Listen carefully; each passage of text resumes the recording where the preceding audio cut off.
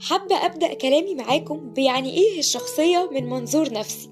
وببساطة الشخصية هي نتاج من الصفات الجسدية والنفسية والعادات والتقاليد والقيم والعواطف اللي بتظهر لينا في النهاية عن طريق السلوك.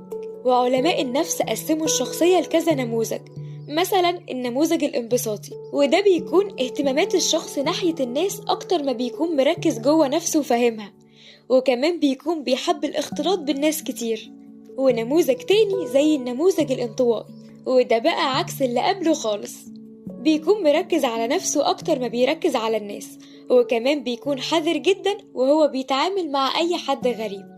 وكمان معانا النموذج المفكر، وده بقى الشخص اللي بتلاقي أفكاره بره الصندوق على طول، وما تعرفش الفكرة ممكن تجيله إزاي وفين. أما عن الشخصية الوجدانية فده بقى بيقيس أغلب تعاملاته بالعاطفة، وكمان بيكون متأثر جدا